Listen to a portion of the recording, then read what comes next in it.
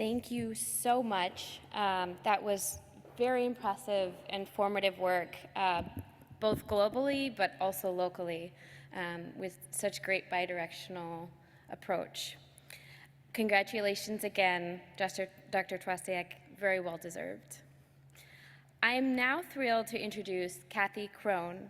Kathy is a past ACLP president, a past Hackett Award winner, and an all-around asset to the Academy. Welcome, Kathy.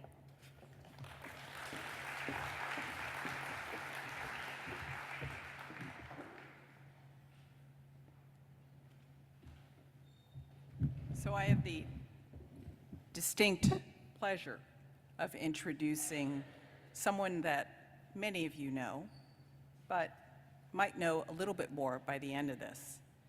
Dr. Linda Worley, who is this year's awardee of the Eleanor and Thomas Hackett Award. And my intro includes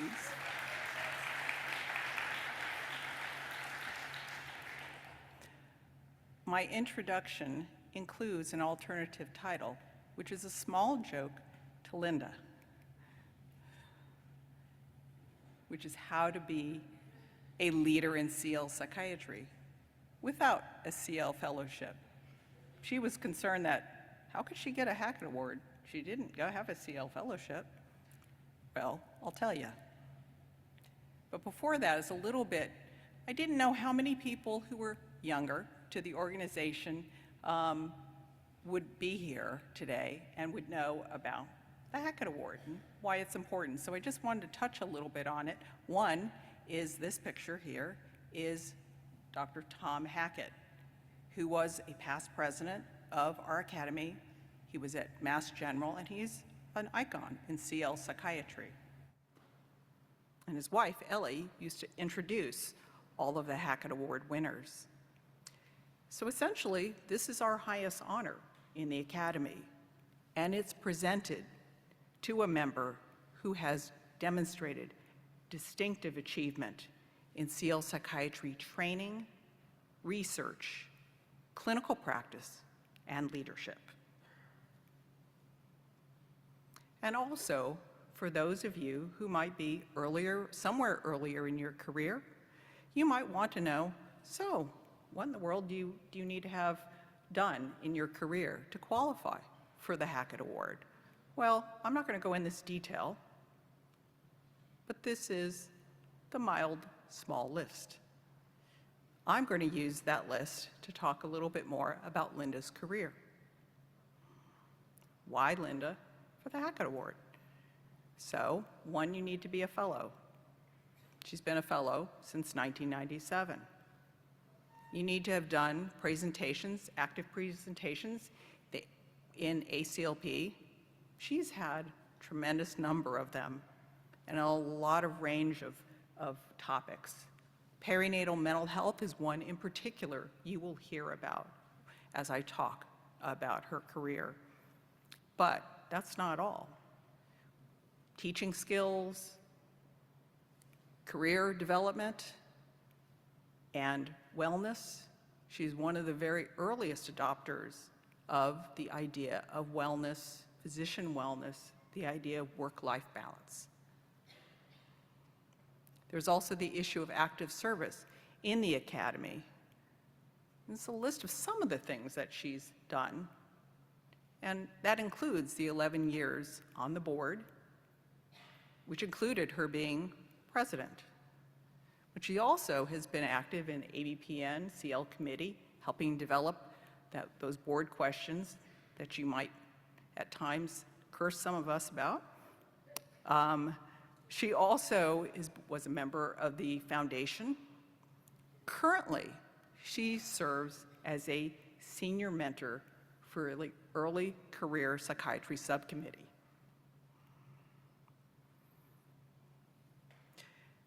She's also, there's an issue about demonstrating significant contributions to advancing the field. Linda has served as the director of Arkansas Cares, which was a residential treatment program for duly diagnosed pregnant and parenting women. She also created Angels, a women's mental health consultation service offering care to pregnant women across Arkansas by collaborating with their OB providers. And this model has been used and done elsewhere. She's also developed evidence-based practice guidelines in perinatal medicine. And there's some other 30-some peer-reviewed publications too. There's also demonstration of excellence in 4 categories, one being education, and there are many, many, many presentations, invited lectures, presentations at national meetings, again, about issues such as perinatal mental health, physician wellness, career development, distressed physicians. She was awarded the AAP, the Association for Academic Psychiatry's Lifetime Achievement Award, which says something about your accomplishments in education. And that was a while ago that she got it. You also need to demonstrate excellence in scholarship and research. And she's had a number of clinical research grants that were focused on supporting care delivery programs and education in perinatal mental health. Her involvement with the VA also involves some grants that had to do with integration of mental health in primary care, and there's also some HRSA grants helping to develop the University of Arkansas's Northwest Arkansas campus for their College of Medicine.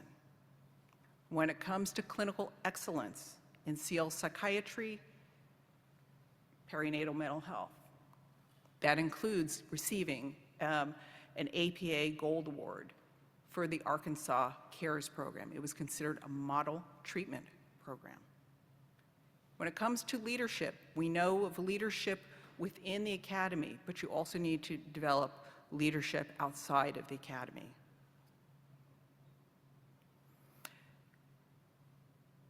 This is a few of her activities. Within the Association of Academic Psychiatry, she served several positions, including as their president. She's been active in ABPN. She's been, since 2001, very active in APA, particularly with the Scientific Program Committee, serving even as vice chair and chair. Also in APA Council in CL Psychiatry, the work group and women's mental health, and even as the APA representative to ACOG. But beyond those qualifications, there's a leadership that has to do with Linda gets things done. If you ever work with her and ever there's been some sort of assignment, it'll get done. My memory is the CL Psychiatry Fellowship Core Competencies. It took us a very long time to be formally recognized as a subspecialty. And with that, with getting that great news, we also had a new responsibility when ACGME said, well, we recommend that you guys actually develop your fellowship core competencies. And even though that we were told that, and even though a lot of us had experience in fellowship training, the idea of developing, we were like, huh? Well, for someone who was not fellowship trained, she is a person who pushed to get it done, who helped pull it together and start the ball rolling. Leadership also has to do with encouraging collaboration and partnership. And our ability to get recognized formally also had to do with getting approval from APA. Now, there's many people here who helped with that, not least of which is Linda in her involvement in APA and developing some great relationships with APA leadership. She's a role model in inspiring others. A story I got from Madeline Becker, thank you, Madam President, had to do with Madeline, Nancy Byatt, Christina Wickman, Lucy Hutner, and Lena Patel. So we know all of them as perinatal mental health specialists, go-to people. At one point, they were all young CL psychiatrists who also had young kids, and they were struggling with trying to balance both. Linda pulled them together and talked to them about use this experience you're having, these struggles, as a strength. Help other women. She inspired them to go into perinatal mental health. A role model in work-life balance. This has to do with, I'm going to just, for time's sake, just mention, I talked with Jessica recently, Linda's daughter, who about what it was like, she recalls what it was like growing up with Linda as mom. And she described her as mom. She didn't experience her as Dr. Worley, this powerhouse. It was mom. And it wasn't until later she learned about all those accomplishments. Many of us try for this balance and to really be there for our families. I don't know how many of us actually achieve that, but I thought that was a job well done. Generosity of spirit. She is a listener. Carl Chan, who is a leader in academic psychiatry, recently had talked to me about and said he remembers going to her at times to do some consultations with her about situations, and he remembers how she would just be so focused. She would have all your attention, all would be focused on you. You could tell she was listening. She was really trying to see what was going on and seeing how she could help. That's a rare talent. She's a nurturer. Phil Muskin, who has been a mentor and friend and partner in crime for a lot of years, said she's really, essentially, she's a mom to everyone, which, whether or not you're a trainee or you're a peer, she is there for you. And lastly, I'm going to mention a little quote about humanism in medicine, remembering that individual, not that illness. This is a quote from John Kruger, who is a colleague that actually Mark hired, family medicine physician who also trained at University of Oklahoma Medical School, which is where Mark and Linda trained at. So they were experienced Dr. Gordon Deckard. Dr. Gordon Deckard had been the chair of psychiatry for many years there. He was someone who provided an annual talk to medical students as well as their parents about what life as a medical student was going to be. And he was very provocative, but also inspirational and aspirational about the role of being a physician and really trying to encourage people not to forget the individual in that the experience of illness. So the quote that John gave me was, he embodied humanism and what it meant to care for and appreciate the human condition. Nearly 30 years later, his teaching still causes me to remember the front row seat I was afforded in assisting others in the human condition. I am reminded to be humble, non-judgmental, and real. To treat the patient and not the illness. It's fitting that Linda chose Gordon as an influence, seeing people in what she has devoted her life to doing and who she is. Being willing to see the patient and not the condition is a gift. Learn from Gordon, which she has passed on to others. It would make him so happy to know that Linda is receiving this award and to see these lessons spread to a new generation. Job well done, Linda.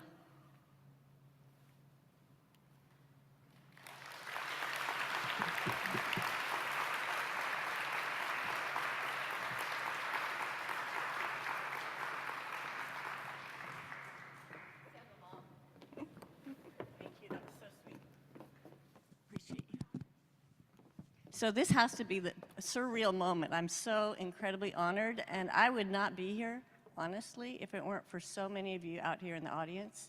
Phil, you've been an amazing mentor to me. When I was putting this together, I was thinking I could go through so many people in the audience. I'd be here till midnight, and we'd never get our champagne, so I better not do that. So, and then more importantly, my life partner, Mark Worley, is here for the first time with us. Thank you for coming. I couldn't have done this without you and the family support. And my daughter Jessica is here, who is a physician, and she surprised me last month with my birthday gift, and it was that she was going to surprise me and come here tonight. So I hope that you will come up afterwards and meet my dear family. Our son is back home taking care of the pets, so thankfully we didn't damage our kids, Mark, by going through all this stress together. They turned out awesome. I'm going to advance this. I'm not ready for a picture quite yet.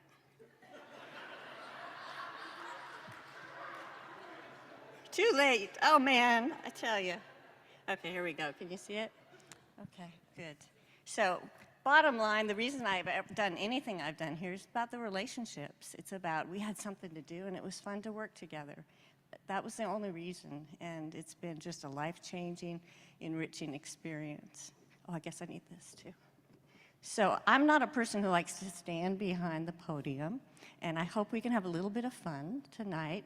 I decided not to torture you too much up here because I worried about you falling off the stage. Maybe next year if it's a longer talk. So I have nothing to disclose by way of conflict of interest. And my title today is Navigating by Starlight. Uncharted Waters and Life-Altering Adventures. Off course? Or was it a part of the plan all along? So by the time I was 16 years old, I knew where I was headed. I was going to be a veterinarian.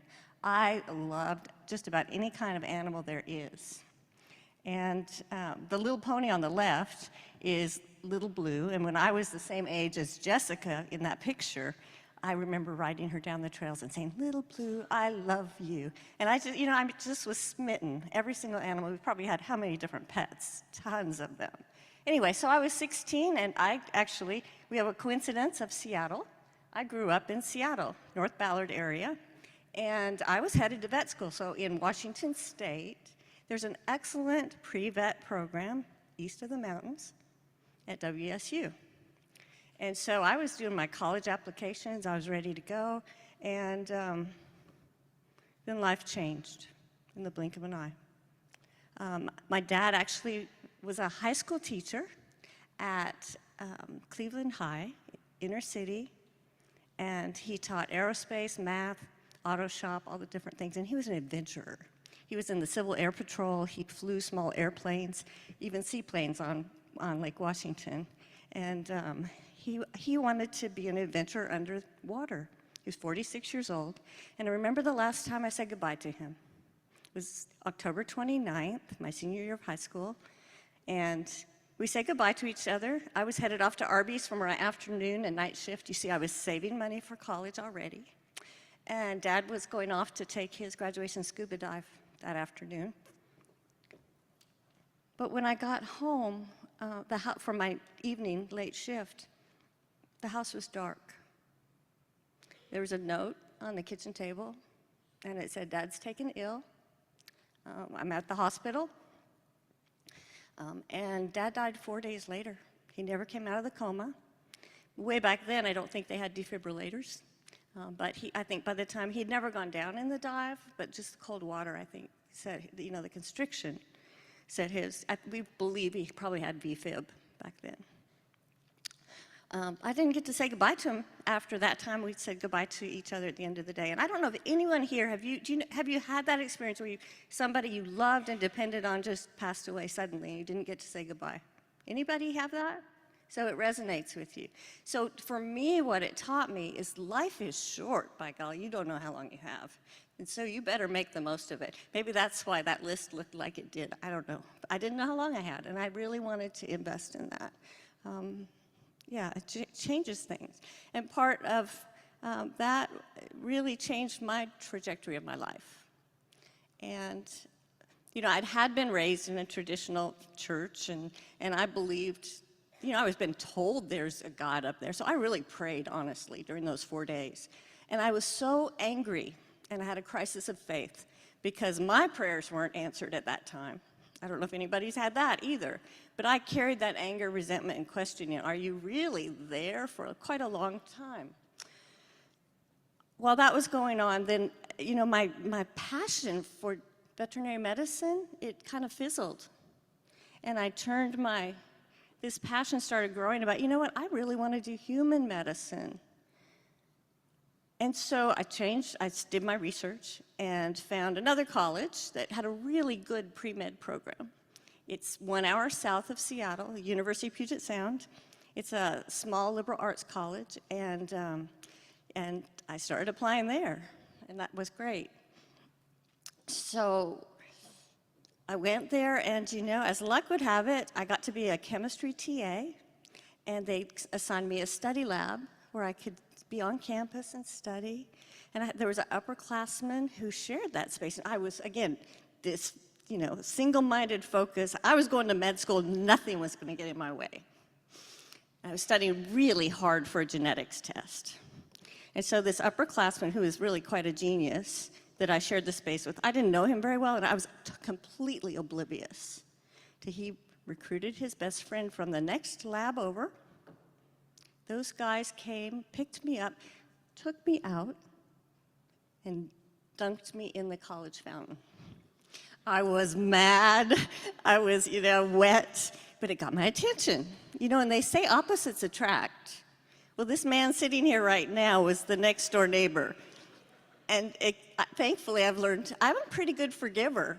And we just started talking, and have you ever had the experience where it's like you've known a person your whole life? You could talk about anything. That's what I felt with Mark. Whirlwind, the other thing that was cool about him, he was a jock. He was on varsity crew. I was just totally enamored. He was 2 years older, and it was a whirlwind romance, and I invited him I forgave him, and I invited him over for tacos. I think it was later that week even. I forgive quickly. And so he came over. He was so sweet. He brought daffodils and sparkling cider, and I think we were engaged maybe 3-4 months later, not long, and married the following year at the end of my junior year of college. So this is what we looked like. Look at the babies up there. We're 42 years and counting, and I think that marriage is not for sissies. I think it's hard, but man, is it amazing. So thank you for being my life partner and putting up with my workaholism, and he's a great player. So I don't mean a player, I mean, he knows how to play and relax. Definitely not a player, very good to me. So, man, that was bad. Anyway, when it came time for me to apply to medical school, I hadn't lost that focus. I was gonna go, we decided we would look nationwide for med schools. Now, Mark was actually born in Oklahoma City during his dad's medical school.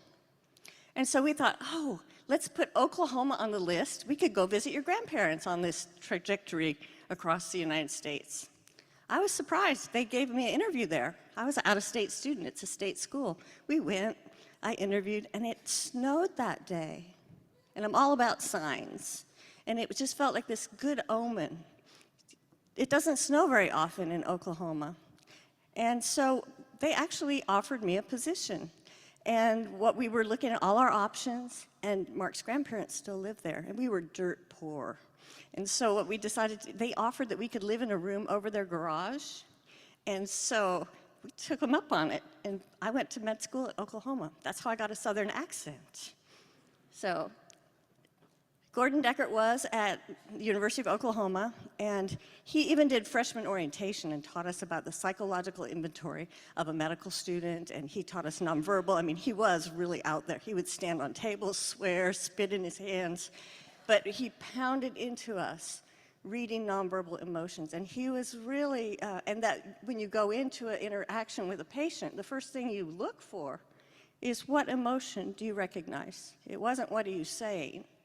And it was really, really instrumental in my training, I think. And every time I would study that material in med school, it felt like I was on the beach. It just came to me. You know, it came naturally. I don't think I was mature enough, though, at that time to recognize that was my right niche. And so we also had a lovely blessing, and I think there probably is a God. I was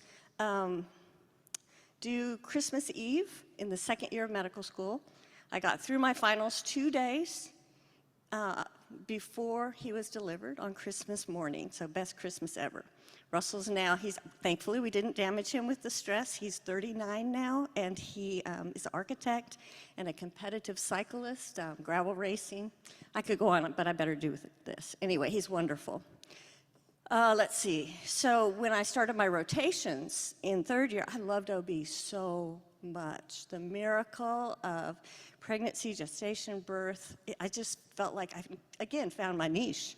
I could see my license plate on my car. This said Dr. Stork. I was so ready for this, you know. But then I was also sad because I'd get up early and Russell was still asleep, you know, and I'd get home at the end of the day and the best part of the time with him was gone. So I really had this incredible arm wrestle with myself over OB psychiatry, OB psychiatry. It was bad. I think I changed my mind every day for a long time.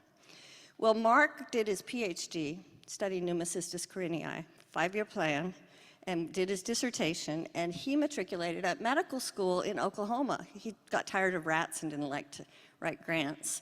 And so he was set to go to OU around the time that I needed to match into a residency. So I did something that's unheard of in this day and age. I cross-listed in one city. I listed 3 programs. I listed OB first, psychiatry second, and family medicine third.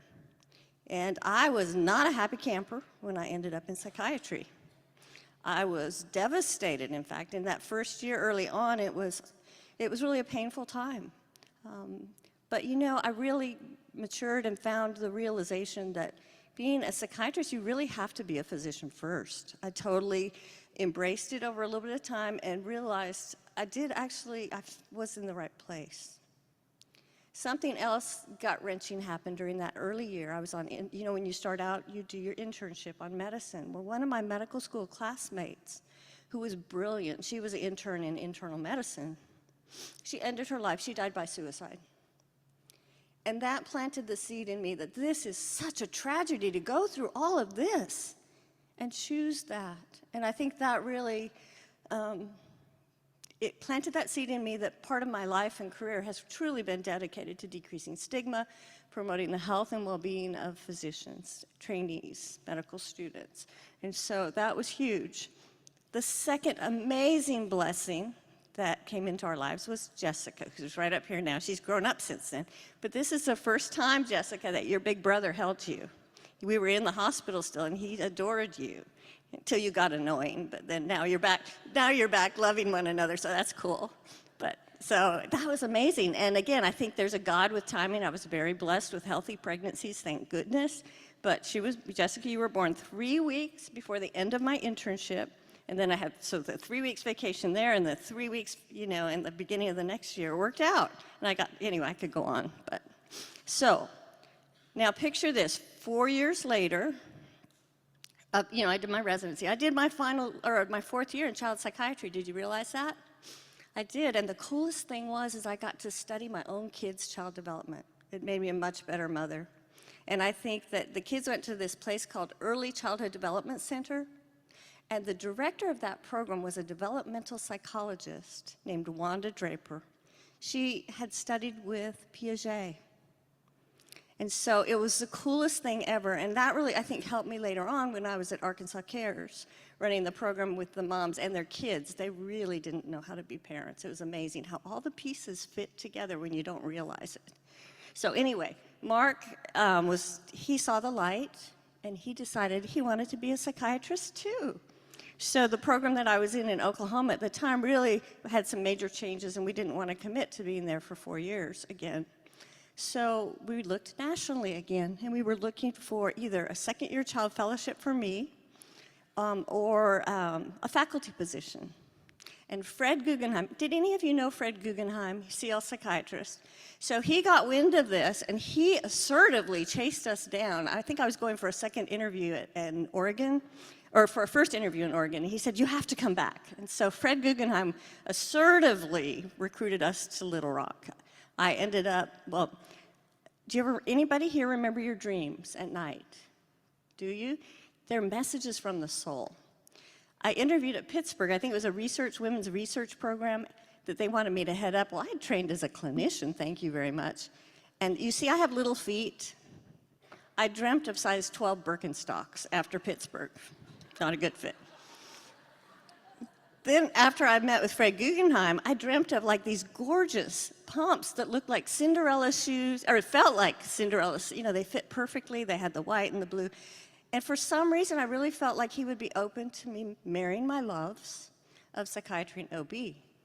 Not right away, but it did happen. So we went to Little Rock, and so still I have a Southern accent.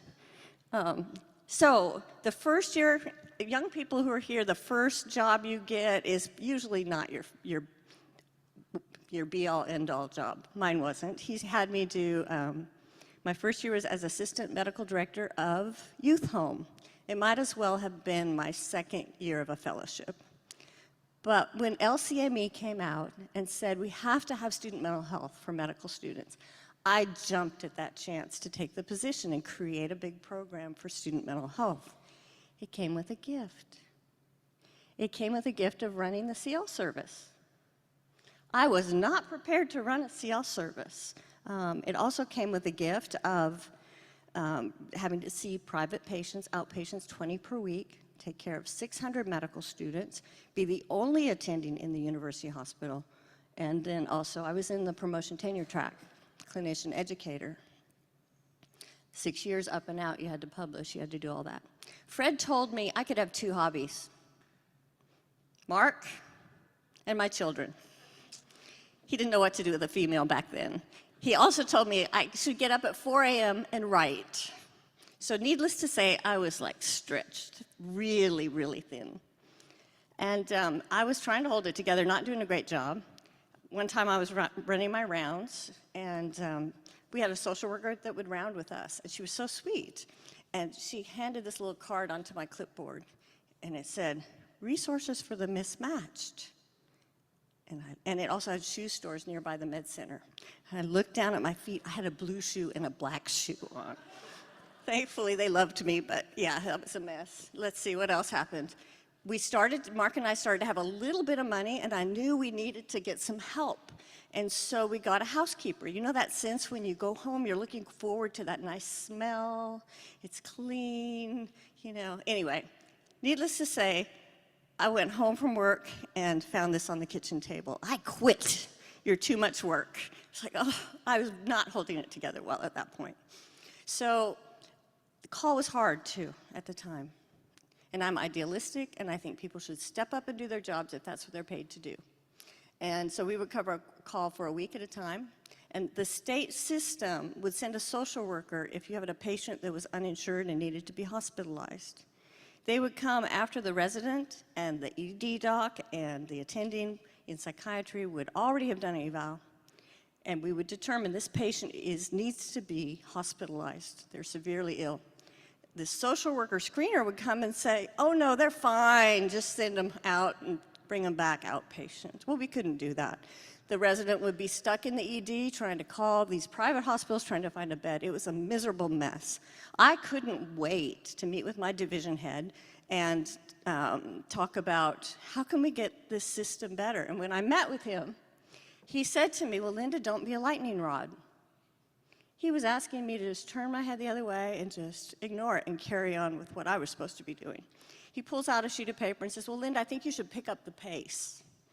You know, you need to see a few more patients this week. And by the way, how's that writing going? I held it together until I snuck out. I didn't lose my composure, but I was furious and just holding it all in. But this is the gift of a very bad day in my life. This is when a nautical metaphor that I'm going to share with you first started to crystallize. So I made it home, and I fell apart at home, was crying, And Mark found me crying, not my normal state, obviously. And I said, don't know what possessed me to say this, but I said, I'm capsizing. I can't do this. I didn't really realize it, but you know, Mark spent a lot of his growing up years in Olympia, Washington. He'd actually crewed on racing sailboats. I knew nothing about sailing. Anybody here know how to sail? Okay, good, excellent. So some of you know, but if you don't, just humor me. This is a metaphor. It's not concrete. But so I said, I'm capsizing. You know what he had the gall to say to me? He put his arm around my shoulder. He said, well, dear, reef in your sails. Do you know what it is, what that means? Yeah, you pull down the sail volume. I did not know what that meant that day, and I did not have a sense of humor. But I learned a lot since then, and this nautical metaphor is crystallized. And that's what I want to plant a seed in you. I hope it serves you as well as it served me over the years. I've been working on it, refining it for 3 decades. And now that I am in retirement mode, I'm working on writing it finally. But so here, I want you to take a deep breath, close your eyes, push it out, and imagine your soul was born in the form of a sailboat. Okay? You only get one for your entire lifetime. This whole course, or this whole meeting, Madeline, has been about taking good care of your boat. So wind, obviously, was everything that I was filling my sails with. Everything, I mean, it was all the duties, all the responsibilities. I was capsizing. You have finite time. You can't do everything. And so it's very important that you choose what you take on. Reefing in the sails in the metaphor means triage. It means hang on for dear life, delegate, give some of that wind to someone else. Is somebody else able to help you with some of those responsibilities and tasks? It means be efficient and ask for help and accept help. Anybody here have trouble saying no? Okay, this one's for you. I want you to imagine your beautiful sailboat in the middle of this ocean, and on every side of you, 360 degrees, there's boats. And they have the captains have their own megaphones. And each one of you is shouting at you to go in their direction. If you listen to them, where would you be? Nowhere. You might be going in circles, but who would be happy? No one. Certainly not you. When people really care about you and love you, they support you, saying yes to the winds, yes to the tasks that take you in the direction that matter, because they're your gifts. So that's important. So I call that sailing for the crowd. The next time you're inclined to say yes to something that doesn't really fit with where you're trying to be in your life, think about that. Is this, before you say yes to taking something on, in the metaphor, you are the captain of your own boat. You're in charge of, it's like your mind, your ability to make choices. Everything you do with your boat, you're in charge. Now the captain's wheel, the tiller, is connected back to the rudder. The rudder's in the back of the boat, and it turns when you turn your captain's wheel. It's discipline. Sometimes I have a disconnect between my captain's wheel and my rudder when I go by the ice cream aisle and see Tillamook mudslide. So you get the point. You have to want something well enough to have the tiller and the rudder be in sync. So, all right. So that's that one. The rudder's in the back. That's your self-discipline. The hull is your physical self. Lots of different shapes and sizes that keeps you afloat. This whole meeting again, Madeline, has been about maximizing your strength and your resilience. Now, ideally, you want your hull to look like this, but how many of us go and look in the mirror and criticize what you see? I challenge you to go look in the mirror next time. The next time you do it, decide, what do I love about this yacht? What do I love about this sailboat? What's strong about it? What can I do to take good care of it? I'm the captain of my boat. That way it'll be with you for a long, long time and serve you well.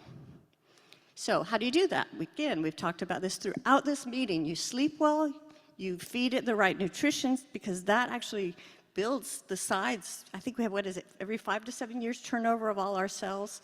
And when you eat well, you're refurbishing the strength and resilience of your boat. Exercise, we've talked a lot about that. And maintenance and self-care. Take yourself into the maintenance bay for your annual embarrassment. It's important. All right? So, at this point, after I had that gift of a very bad day, this is what my sailboat looked like. I'm missing a few things from my journey. You notice it's missing something really important? It's missing the mast. The mast is knowledge. Guess what? I got to come to the academy. I felt like I'd gone to a desert and I'd found an oasis, this fountain of so much knowledge from so many of you have taught me so much about CL. And I just soaked it up, every bit of it that I could, and learned. I also was in the clinician educator track, and so I needed to be a really good educator. So I needed to have good skills. I didn't have that rigging on my sailboat either. And Fred Guggenheim, insisted that I go to the Association for Academic Psychiatry. And there I learned about teaching. And it was great. My point in bringing this up is I encourage all of you to really dig in, find the value in being very involved in professional organizations. Better than that, it's the people you meet, the relationships that you have. That's what really, really is incredible. All right, this is a really important concept for mind-body connection, especially for our group. The bilge, I think of it like a bladder in the belly of the boat, and that's the collecting tank for uncomfortable, painful emotions. And if you think about your boat, if it's full with water, you're going to be lower in the water line, right? You can't manage as much in your sails, you're going to tip easier. Being incredibly self-aware if you have uncomfortable emotions is important. And when they have a message for you. And it's important to take your body or yourself to a safe place and turn on your bilge pump. How do you do that? Well, different ways. My bilge was completely overflowing when Dad died. I'm a cellist. Thank goodness we had an orchestra conductor who said, you know what? I want our orchestra to perform the Saison Cello Concerto. For 6 months, I poured my grief into preparing for that. I don't know how I did it, but what a way to let your bilge be emptied. For you, find out what your own is. It can be journaling, it can be sharing it with somebody you care about. You have to look the way you feel at the same time you're emptying it. That's how you empty your bilge. I could go on longer, but I don't have time.